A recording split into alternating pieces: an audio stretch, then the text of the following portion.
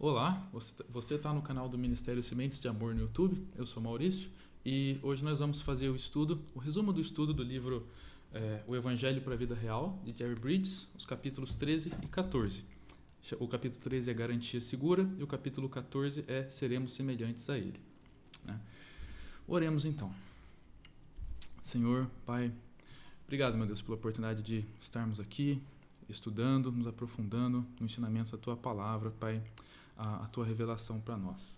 Por favor, Pai, nos ajuda, nos edifica no que precisamos para a obra que o Senhor tem feito em nós. E, por favor, Pai, me esconda atrás da Tua cruz, me proteja com a Tua Palavra e que, se possível, Pai, o conteúdo desse estudo seja edificante para a vida daqueles que estiverem assistindo, Pai. Que o Senhor abençoe a eles, as suas famílias e continue nos guardando no nosso caminho, Pai. Em nome de Jesus, amém. Muito bem, no capítulo 13, o autor ele aborda a seguinte pergunta: qual a garantia de que nós temos a vida eterna? Né? Como eu posso saber se eu tenho a vida eterna? Se eu entrei de fato, né, num bom relacionamento, um relacionamento correto com Deus. E o autor esclarece que Deus não quer que a gente tenha dúvidas sobre esse assunto, como está escrito na primeira carta de João, capítulo 5, versículo 13. Eu vou lendo na NVI ou na Almeida Revista e Atualizada. Escrevi essas coisas a vocês que creem no nome do Filho de Deus, para que saibam que têm a vida eterna. Saibam, né? Não há uma dúvida. Deus quer que nós saibamos disso.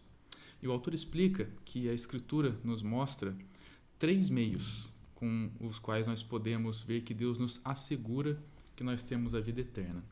O primeiro são as promessas de Deus na sua palavra. O segundo meio é o testemunho do Espírito nos nossos corações. E o terceiro meio é a obra transformadora do Espírito nas nossas vidas. Nós vamos falar sobre cada um deles. O primeiro meio são as promessas de Deus. E a Escritura mostra promessas de Deus que são oferecidas sem restrições. Como, por exemplo, Isaías 55:1. Venham todos vocês que estão com sede, venham às águas. E vocês que não possuem dinheiro algum, venham, comprem e comam. Venham, comprem vinho e leite, sem dinheiro e sem custo. Ou em Apocalipse 22:17, o Espírito e a noiva dizem, vem. E todo aquele que ouvir, diga, vem. Quem tiver sede, venha. E quem quiser, receba de graça a água da vida. Ou João 6:37, as palavras de Jesus. Todo aquele que o Pai me der, virá a mim. E quem vier a mim, eu jamais rejeitarei. Jamais rejeitarei.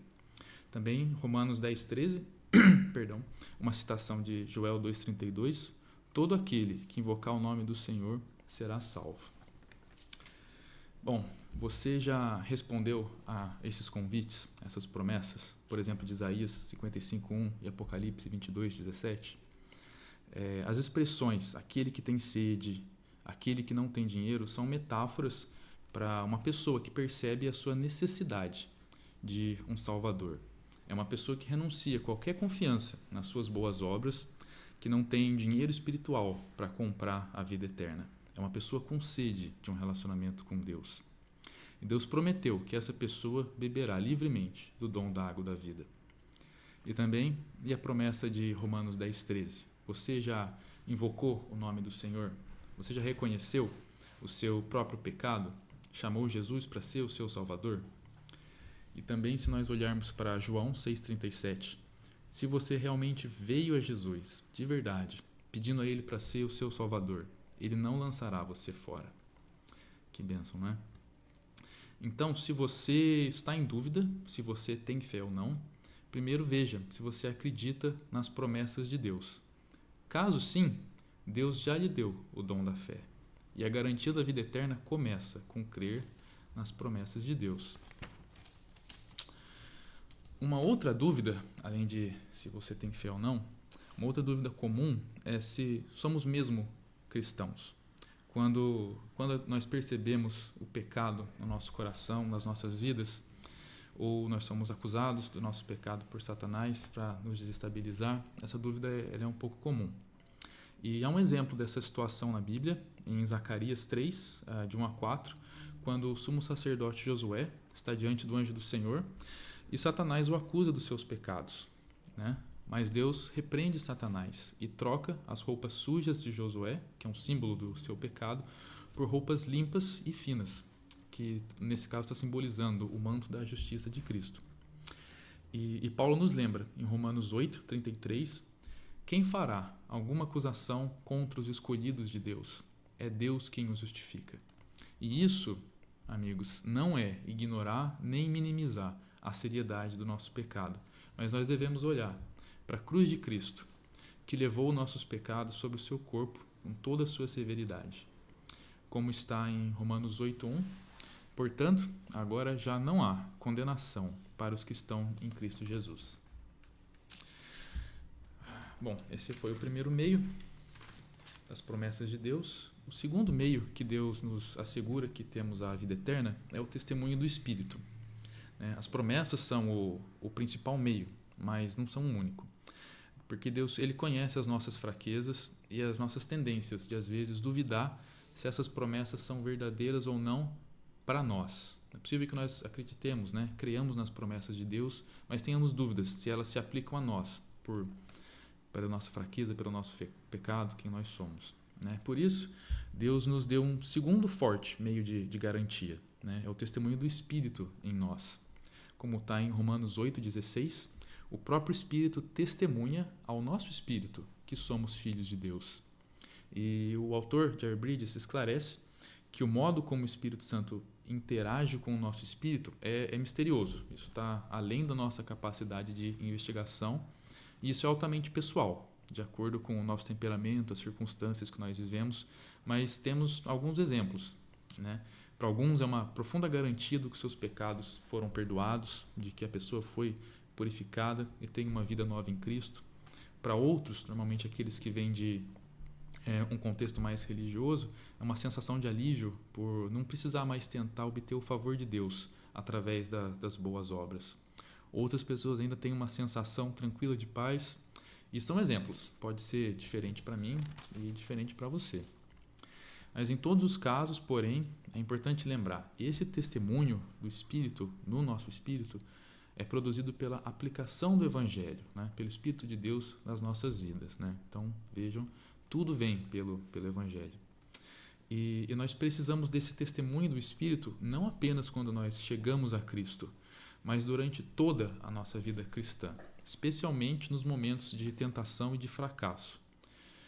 Nós temos que lembrar, como está em Colossenses 2,13, ele vos deu vida juntamente com ele, perdoando todos os nossos delitos.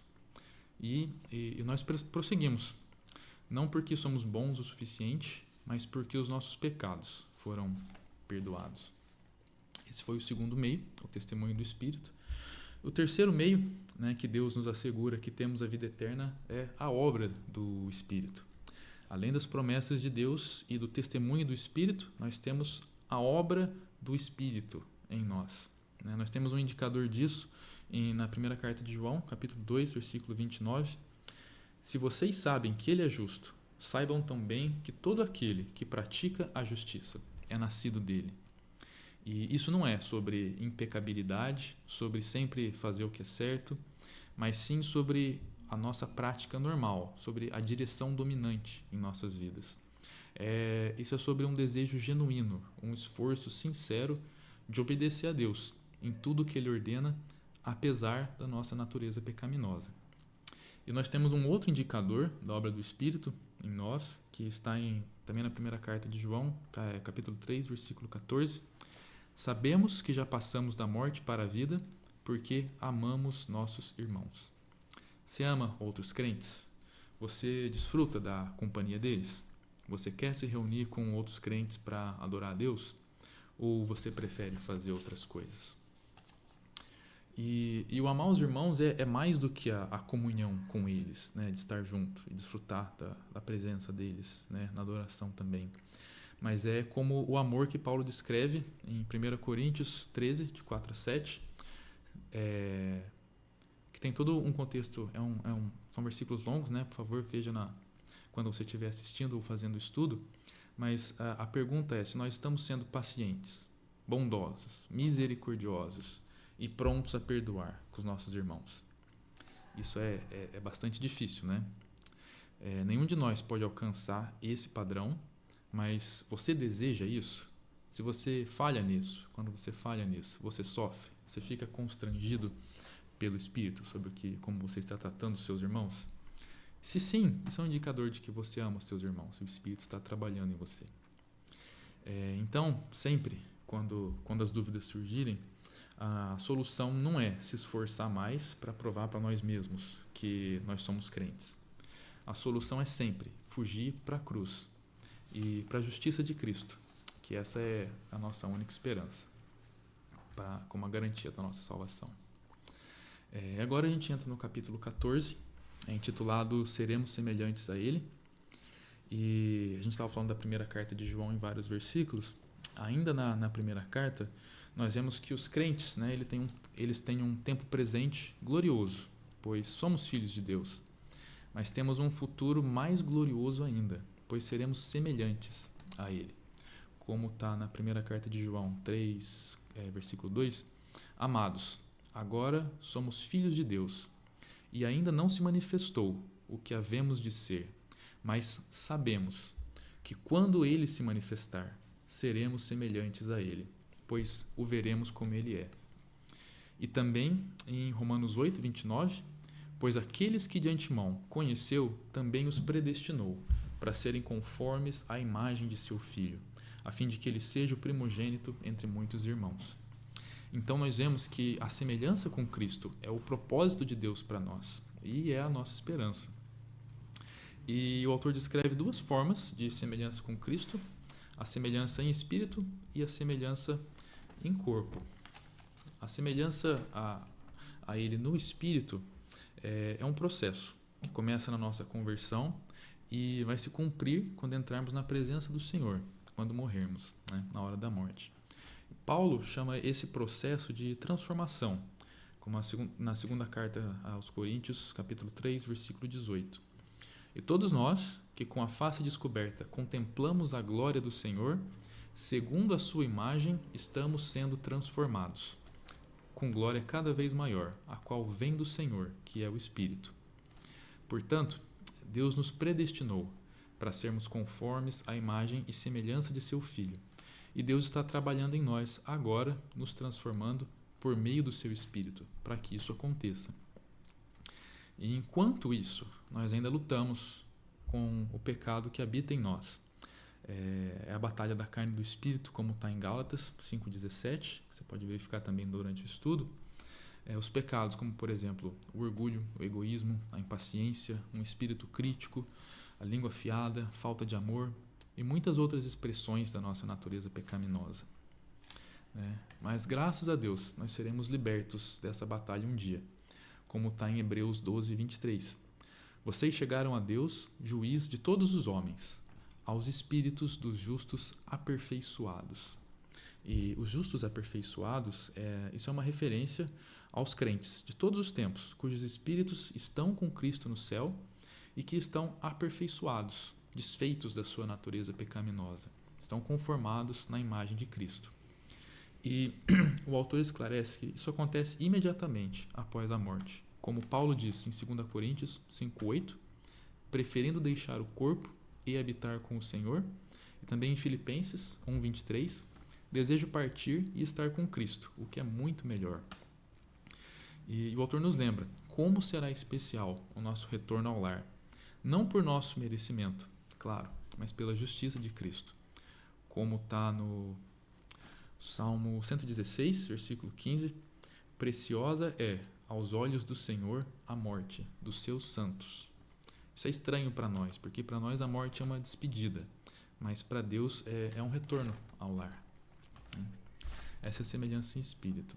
E a semelhança a Ele em corpo é que depois que os nossos espíritos, depois deles estarem aperfeiçoados, na ressurreição eles serão unidos aos nossos corpos ressurretos. Nós seremos semelhantes a Jesus também em corpo.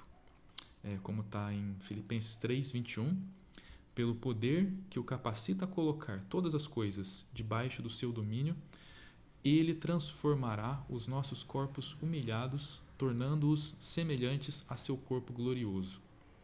É isso porque, na nossa vida atual, os nossos corpos são humilhados devido à maldição do pecado.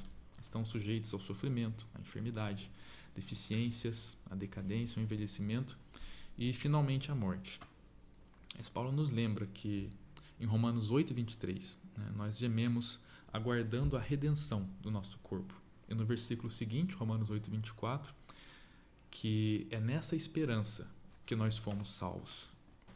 Então, dessa forma, as lutas dessa vida, elas acabam nos desapegando do mundo, né? E as nossas esperanças saem das coisas do mundo e são colocadas no céu, né? E para finalizar, o autor nos lembra, até lá, que nós não apenas esperemos, mas nos empenhemos no trabalhar de Deus, no processo de santificação e expansão do seu reino.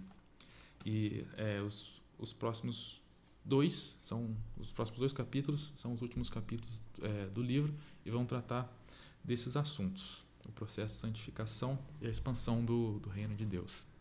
Esse é o estudo desses dois capítulos, amigos. Espero que isso possa ter contribuído, tenha sido útil para você no seu processo, no seu relacionamento com Deus, e nos vemos no próximo encontro. Muito obrigado, que Deus abençoe você e a sua família.